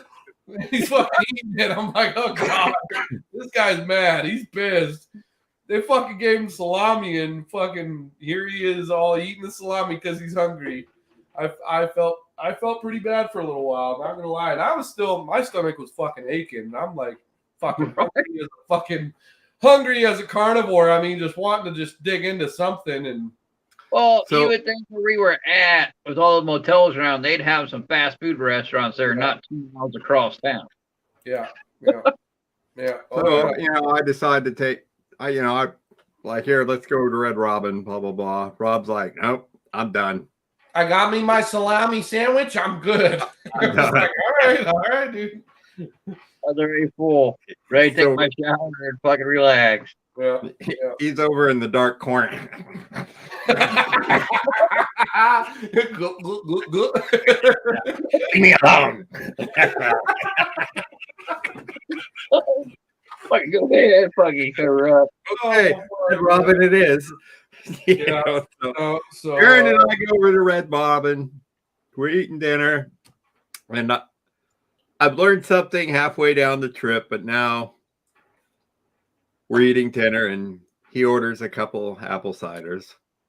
oh Yeah, God, here we go. Alcoholic apple cider. Here we go. Hey, Here we go. you showed the pictures. Here we fucking go. Oh yeah, okay. All right, I'll take it. All right. Jaren's a beer drinker, but it's really cider. Oh, You know, very fruity. Everything is very, very fruity. no, it's not very. Everything you drink is No, very, very no.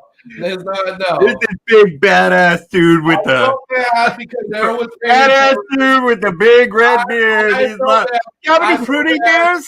I felt bad because Arrow was paying for the dinner, so I got the cheapest option on the menu. That's why I got those. So he's a pretentious fruity beer drinker. No, what? No, absolutely not. I felt bad. I bought the cheapest shit on the menu, and that's why I got what I got. No, he's like, I know beer guys. You're definitely a fruity beer guy. Oh God, here we go. He's like, oh, look what I got. This fucking guy. Oh man. Fruity beer. Uh, Fruity beer. So, anyways, Oh, man. fucking anyways, I gotta pull up another picture. He's just the fucking, I don't know how many pictures he took while I was sleeping. What? Or whatever the fuck else I was doing. Wait till the first edition, only pans come out and you'll know. Oh fuck. Anyways, so yeah, we stayed a night in Boise. Jeff Henderson came by. We got to meet Jeff, really awesome guy, down to earth. I'd love to be able to plan a couple of group digs over there, Jeff, if you're watching. Fucking So, just like hang out with him a little longer than what we had a chance to. He's pretty fucking cool. Yeah, he's a really awesome fucking dude, down to earth, just wants to see the best out of people, and Just wants to go out and have fun with a bunch of like-minded people. And that's what it is, man. At the end of the day, just fucking go out and have fun, just like all three of us did. We went out and had fun, but no, it was good to meet him. It was really good to meet him. Our last leg of the trip was meeting up with Sergio. Is Sergio in the building? Let's get his ass in the building. I don't know. He was earlier, but I don't know if he is anymore. I'm gonna try to get this guy in the building. In fact, I got his fucking phone number. I'll call his ass live on the fucking podcast. Sergio, where you at? Should we call him live?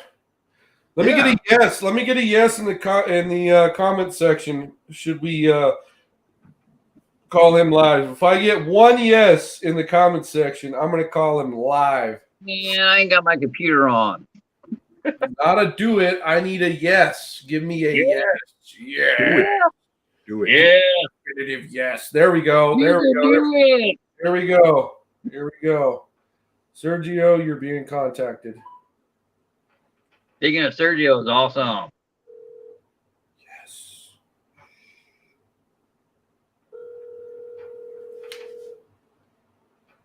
Hopefully he answers.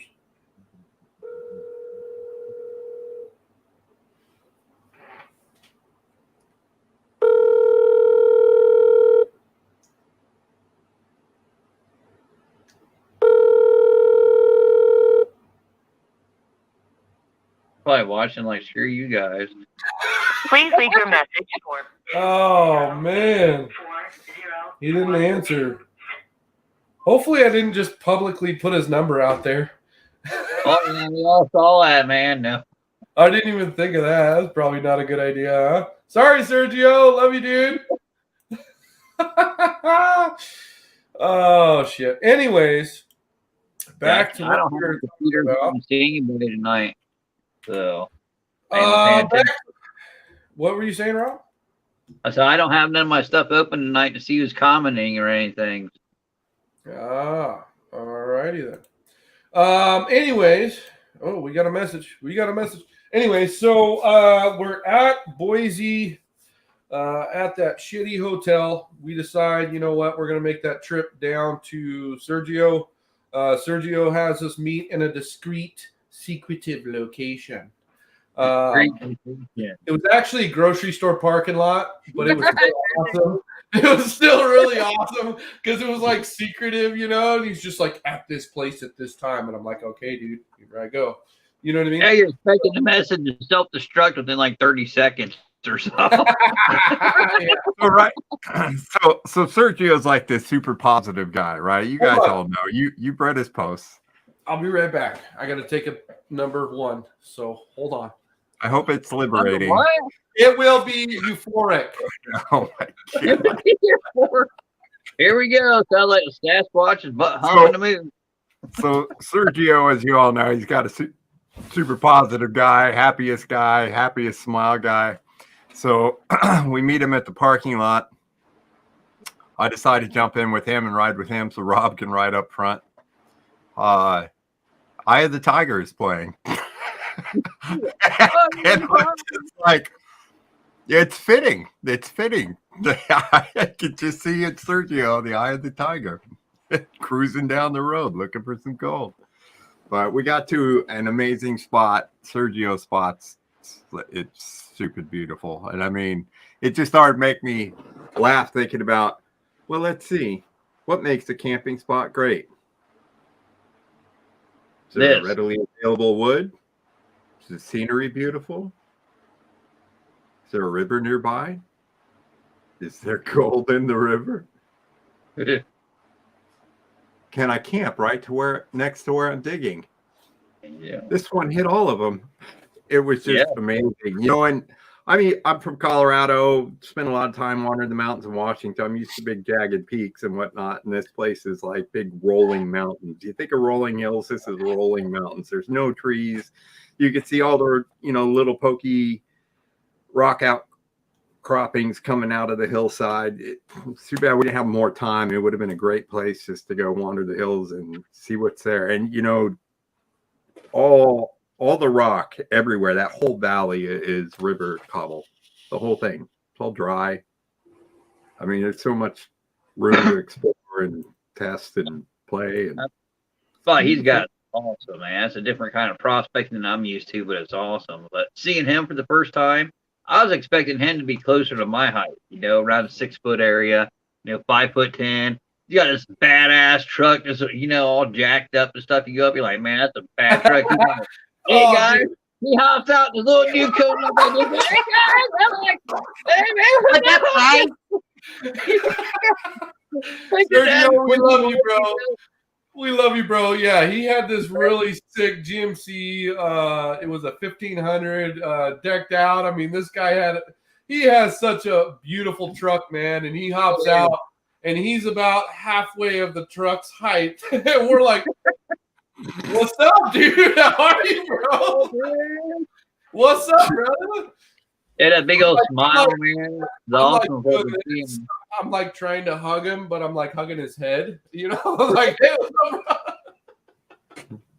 Yeah, that big old smile, man. It's awesome seeing him.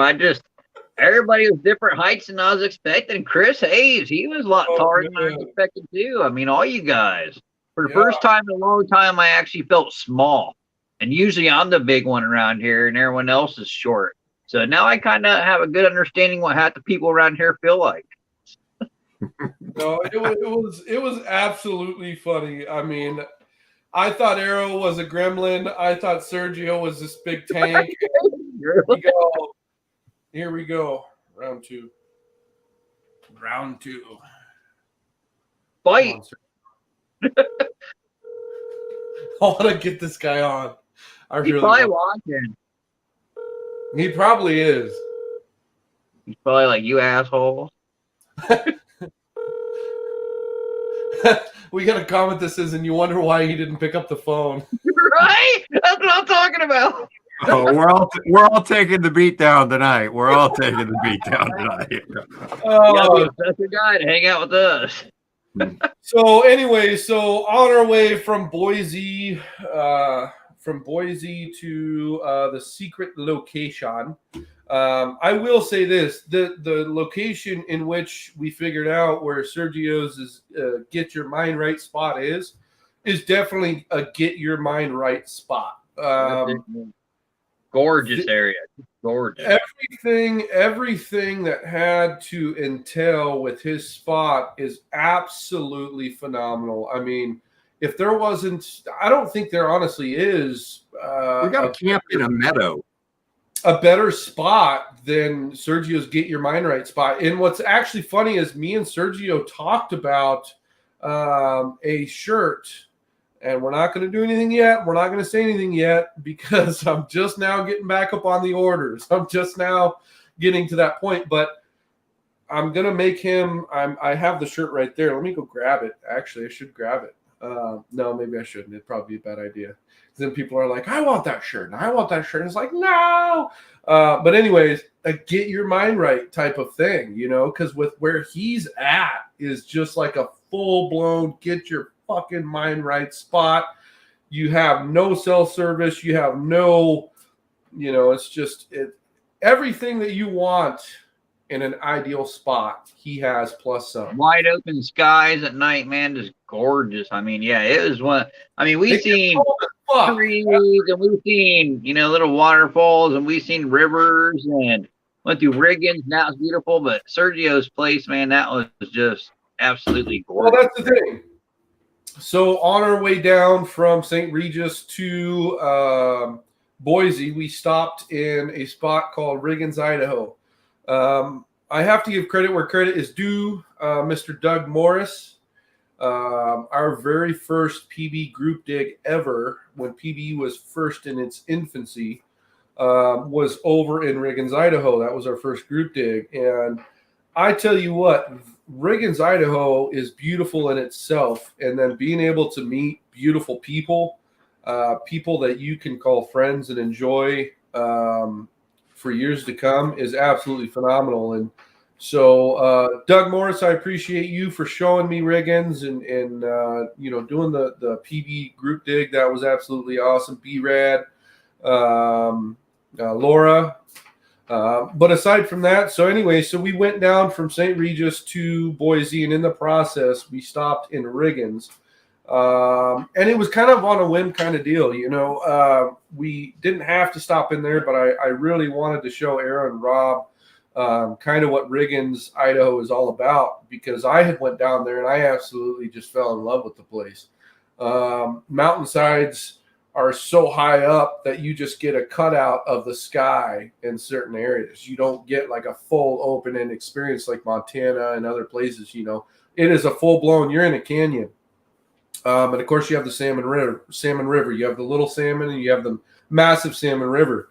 And so we decided to stop in Riggins, and it was actually really nice because we were able to stop on a spot in Riggins that's called Beautiful No Name Spot, and pull the truck over and actually test some of the area and take a pan out and stuff like that. And Arrow, of course, he got a couple pans. Whoa, man. Oh, yeah. And I'm like, yeah, dude. I'm like, yeah, this is a nice little area. Like, Right. this is. I'm not fucking wearing a monocle, man. Like, Monocle and pipe. Oh, this man's nice. You know. But no, he did a couple of pans and he was super excited about it. And I'm glad that I was able to get him excited. I was excited when I first showed up there. You know, Garnet Central, Black Sands, Gold's there. I mean, everything that you want is there. Fishing, boating, You have restaurants and hotels. I mean, everything is there for not only just a tourist, but a gold prospector that wants to go and just camp and do his thing. You know what I mean? So it was a fun experience. I mean, what were your reactions, Zero, other than my wow? What was your reactions? When we went over there, what was some kind of the things that were going through your head? I do big river prospecting, or for the most part. I mean, yeah. I do go to some smaller rivers, but mostly good sized rivers, and that's a good sized river. So I was excited. We didn't get to spend a lot of time there, but I was really surprised that it's just plug gold on the surface right there, easy to get.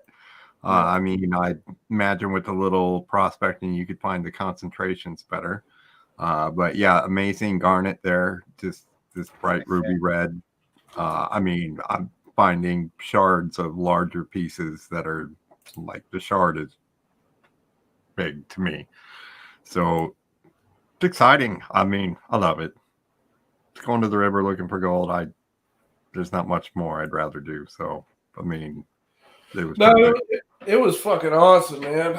And it looks like I'd like to give a few shout outs. I don't know if you guys got your screens popped up. If not, I'll go ahead and give some shout outs. Stephen Bertrand, part of the PB family, man, the PB team, the guy who makes the clock tick. He's in the building here. Stephen, I want to give you a shout out. Say I love you, bro. The rest of the guys here, we love the hell out of you. Hope you're doing better, bud. We want to see more adventures, brother, man. I want to give a few more shout outs real quick to everybody in the midst of our podcast here. Let's see. James Dale, what's up, brother, man? Don Went, Tina Williams, Terry Fife, what's up, brother? Brad Morrissey, he says, welcome to Montana, brothers. That's when we were talking about Montana. Thanks, brother, man. I appreciate it. Let's see. We got Frederick Messimer. So Fred and Fred's dad, I got to meet at the Idaho Gold Show. Awesome guys. In fact, I actually took Fred with me on one of our group digs. And that was an amazing time. We didn't get much gold at all, if any, but it was a damn good time. Tina Williams, one of our PB family on the PB team. I appreciate you being in here, Tina. Michael Crawford, Arrow, at least the slobber is on the other side. That's what I posted up the pictures earlier. Yeah, he didn't slobber on the table. It was just on the truth, too. that worked out great. It's one of my natural abilities to produce an obscene amount of drool. Michael, we need to get together, brother. I'd like to get something planned out for something coming up in the future. Let's see here. Ken Elliott, what's up, brother, man? I appreciate you being on the podcast. Really appreciate you, brother. Chris Boguses, he says super fruit. So he's talking about when we were talking about the fruity beer. Hey, you know what? A fruity beer tastes better than a regular beer, all right? So there's that. That's fruity. Chris Boguses says, just own it, man. I will do my best every single podcast. You're just making it more fun, dude. Just own it. Just making it more fun for me. I appreciate that. Oh, man. Anywho, we got Sergio Miorga. I hope I pronounced that right. What's up, brother? Glad to have you here. Anyways, so with that being said, so while we were heading from St. Regis down to Boise, we were getting to Boise, and then from Boise to Sergio's beautiful spot, which it is a beautiful spot, our friend here having to take another nap. Why is Christ. Look at this. Motherfucker, I swear.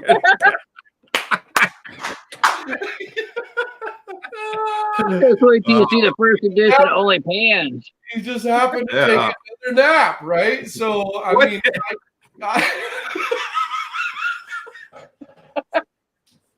he said, motherfucker. For those that are just tuning in, he took a third nap. Okay, a third nap. You see that right there? Let me tell you, It wasn't liberating or euphoric. Oh, I don't think it would be. That looks like a bad position to be sitting in. Oh man. Anyways, so we got down to Sergio's spot. And that was awesome. You know, that was one of those things where a guy has been taking so much time and effort into finding a good spot for himself, you know. And when they open up and bring other family in to actually experience something like that, you could tell he's really taking his time with who he trusts and who he doesn't trust. And just like anything, when you find a really good spot, you have two options. You keep it to yourself or you bring people in that you can trust, right? That has your back, that you know will look out for you through thick and thin. And Sergio's one of those guys, you know, and being able to come and check out his spot and see what he does and where he gets right. And on the top of all that other stuff I was talking about, it being like, you know, the perfect spot to camp. The other thing that's really cool about this spot is it's not known for gold. Right. And there's really good gold there. Really good stuff. Hard work to get to it. So I got to give Sergio props for that, man. Right. Good stuff. For not being, the area's just not known for gold. So it's one of those spots. It's kind of cool. And really, and I wanted to ask both of you, sorry to cut you off, Arrow, but I wanted to ask both of you, what were kind of what was the thought process after all these days of this hard work driving, you know, yada, yada, yada? What was kind of the mindset you had when you first showed up to this place, when we were first driving in? What was, Rob, we're going to start with you first and we'll work with Arrow second. Oh, I loved it, man. Going through the town on the way there and all the stuff we seen, just the area alone, and then going out there, it's just like the view. It's just gorgeous out there. I mean, it was like we've been through the areas with all the huge pine trees everywhere in the valleys. We've been through driving down the rivers, the canyons, the rolling hills, rolling mountains. But this area was just, in my opinion, the best spot we hit. It was just gorgeous. I mean, it was just peaceful just being out there. Right. You know, just driving through, it was just nice and peaceful. And you just look around and, like Arrow was saying, the topography, it's just, for a prospector, it's almost like, oh man, I gotta get out here and start checking this stuff out. Where's my metal detector? Where's my high banker? Get to dredge it. I mean, It's just one of the spots where you just look at it and you're like, man, this is a gorgeous area. And then you can just realize all the potential around there. I mean, it just breathtaking. I mean, I can see why he calls it his place to get his mind right. Because I mean, seriously, you couldn't look. Could you not? I mean, how could you not?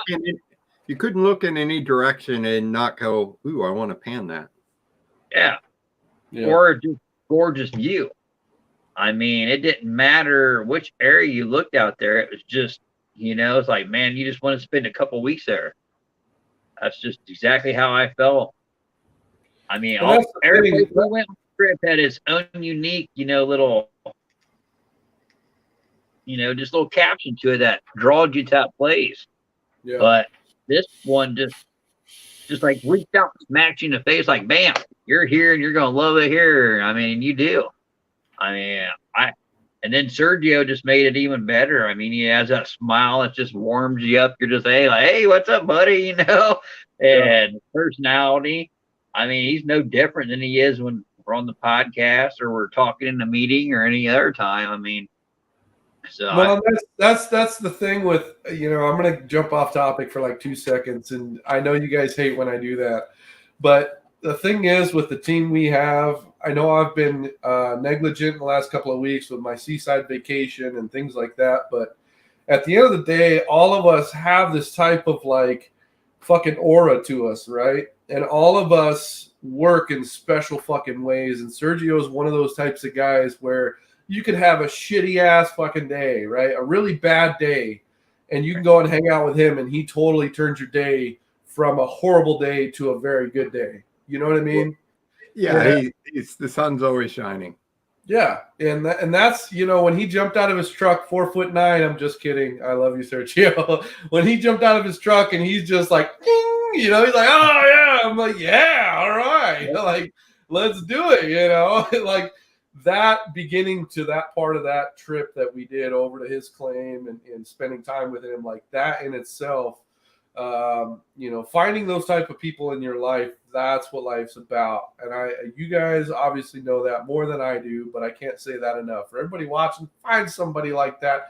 God forbid find somebody like that in your life, because that type of person will change your frown and bring it upside down. Anyway, enough of the I had to do the corny line. I had to. That was a good line there. That was really right on the money. But anyways, if you guys didn't see the photos, go on the PB Family Facebook group page. Go on there, search in Sergio, Sergio. You'll see all the photos that he posted. This is one of the photos. And as you could tell, we were just having a hell of a time. Just a hell of a time. Like everybody was so excited to be there. You know, Rob looking pale as ever in his Ohio weather tan. This was the first time Rob was warm and dry for like 5-6 days. He was tickled pink. He thought, I don't even care if we find gold. He's like, I'm warm, I'm dry. This is awesome. I left from 98-degree weather and 80% humidity to rain for 4 days. I mean, at least it wasn't cold when it was raining, though. I mean, it was a decent weather, you know, even though we were getting wet. So it wasn't like a freezing cold rain. I mean, like I said, we battled Mother Nature a little bit, but all in all, it's an awesome fucking trip, man. I mean, it really was. I mean, I think if we would have done a few things differently with this 9-day road trip, if we would have kind of reversed it and did southern Idaho first, and then we worked our way up toward our states, mine and arrow states, I think we would have found a lot more gold. But the way that the weather worked, it really wasn't in our favor the first 3 days. And, you know, if we had sunny days, we would have been out there for 6-7 hours. But when you get consistently rained on, it's just not going to happen. So, Arrow, how did you feel? Come here, Ella. I have my daughter. Come here, Ella. Arrow, how did you feel when we showed up to Sergio's place? It's like icing on the cake, cherry on top. I mean, you know, we go from, you know, straight up rainy, fairly cold, misty weather for most of the trip. Things clear up in Montana. We got a nice sunny drive all the way down there, and we get down there and it's like 85 degrees. There isn't a cloud in the sky. We're getting good gold. We're with everybody. The environment is amazing. Yeah. Living life. It was awesome. Great. You, Mr. Lobster Boy, you were already burnt before we got there, and you were glowing redder than Arrow's shirt. Oh, man. He was toasted fruit. It was Good one. I was tutti fruity. But no, when we had gotten to Sergio's place, you know, driver's arm, my arm had already been cooking. And if you look in some of Sergio's photos on Facebook, I was huddled inside of the digging area trying to dig because of how my mosquito bites had turned to welts. My welts had turned to scabs. My arm was like done. It was just like there was no give or take left. Like I could put a cloth over or a sweatshirt over and it was still done. It was just completely done. So come Friday night, I had made a decision. Let's head back Saturday. We have time to unpack and whatnot. And it actually turned out to be a great idea. I was so cooked, it wasn't even funny. I mean, I was tired of using crappy ass wipe. I was tired of shitting in buckets. Like after 7 days of just horrible restroom experience, you know, I had been done. like I went into a gas station bathroom and someone had just ripped ass in there and just blew it up, and so all you were breathing in was poop. It was just like, I'm done. Like, I'm done. Like, I had gotten to a pain point where my arms were hurting. I had mosquito bites in places that shouldn't be. I couldn't even use the restroom in peace and in a euphoric area. Like, I just was like, I was like, you know what? What is you just being euphoric, man? I've never heard anyone say my euphoric. Sergio's out on the river getting his mind right. Jaren's fucking slamming the stall door open. Hey, I'm trying to get my mind right.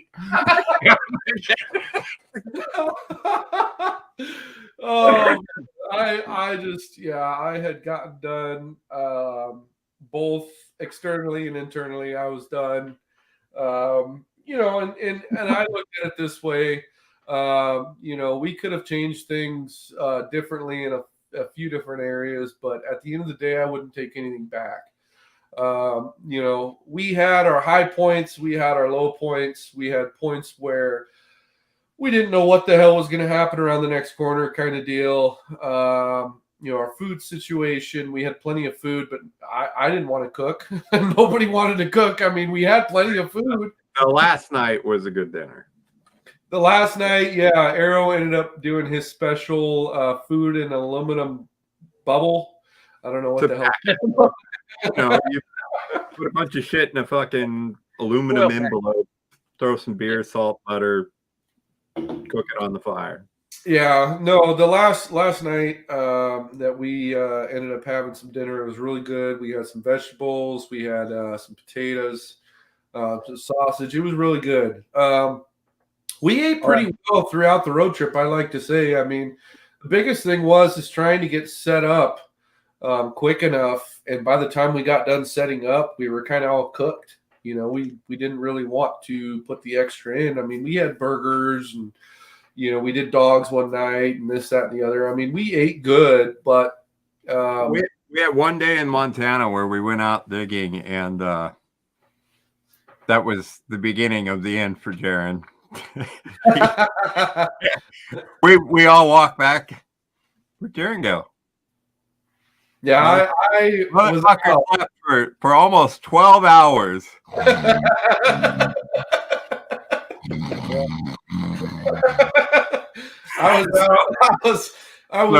and I are like, I guess we're going old school. We went and got a couple sticks and carved them up and shoved some hot dogs on there and cooked them over the fire. It was nice. Yeah. I had went to bed that night about 7 p.m. I had just been cooked from driving. It was 9 hours. No, it was 4.5. It was 4.5 hours of driving. I was still cooked. I really wanted one of those horse head masks so I could, like, you had a window right next to him, you know, put that in there and then just, you know. Oh, man. Last night there was Sergio, though, man, that his spot, that was just awesome. Me and Arrow was standing out there. I was getting ready to go to bed, and we were talking and looking at the sky, man. It's just so wide open. You can see all the stars. And Arrow's like, man, he goes, it'd just be perfect if we just had a little meteor or comet go by. And about that time, right there went one right down the sky. Oh, he was looking. It was like, oh, it wasn't a short one either. It was a long one. It was like, oh, man, it was beautiful. You shall receive. Yeah, look at it this way, guys. For anybody watching right now, I kind of want to give you some uplifting advice. You know, if you get an opportunity, take it. And I won't say that enough. If you get an opportunity, take it, because you don't get a second round at this. You don't get a third round. You get one round at life, right? So take it. And you might be guessing and wondering what's going on with, you know, the trip and this, that, and the other, and you're kind of hesitant about it. Take the trip, because at the end of the day, like all three of us here, you're going to be so damn excited that you got to be able to experience what we got to experience in the 9 days we were gone. The ups, downs, the turns arounds, the most liberating shits. Most liberating shits. And euphoric shits, too. Don't forget euphoric. I mean, I mean, seriously though, life, you got one shot at it. You don't have a second shot. And I can't be more serious than I am right now. You got one shot at it, right? And if you have the opportunity to take it, take it. That's no bullshit. Take that opportunity. Go on that road trip, go on that camping trip, because at the end of the day, it might sound like it's going to be cumbersome and too hard to handle and this, that, and the other. But at the end of the day, you take that trip, you will never regret it for the rest of your life. I promise you that. I'd do it again in a heartbeat. So with that being said, I wanted to show something really awesome that came into another GPAA magazine that I absolutely have to show. I was going to make a post about it, totally spaced on making a post about it. Guys, the PB family is making its presence known. We're across the states now. We're dabbling our toes into Canada. We're all the way over in New Zealand with Jeff. The Australia. Australia, the Malcolm Roberts, shout out, brother. We're really making ourselves known in the prospecting and mining community, but I really want to elaborate on how much we treat this as a family, because all the other groups and stuff like that, I mean, I could sit here and talk for hours, but I will just say this. All the other groups are just groups, people talking with people, getting education, but the PB family, we're there for you personally. I will reach out to you personally, Arrow, Rob, James, anybody that needs to reach out to you personally to take care of a situation or anything that you may need help with. We're right there, right on the money.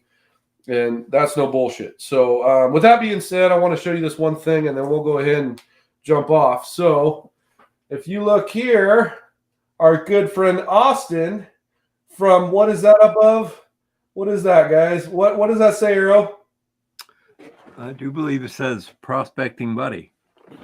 That's one of his posts within the Prospecting Buddy group. As you can see, our emblem right there made it into the good old new edition of Gold Prospectors Association of America. So again, we're making ourselves known as a family. So with that being said, let's jump the hell off of here. Everybody, I appreciate you jumping on here. Let me give a quick shout out to everybody here. Tina, Terry, John, Adrian, Sergio, Michael, Frederick, everybody here watching. I appreciate you guys jumping on to this special edition of the roundabout with the road trip. So I appreciate it. Arrow, I will see you soon. Rob, I will see you soon. Everybody else, later. Take some liberating shits.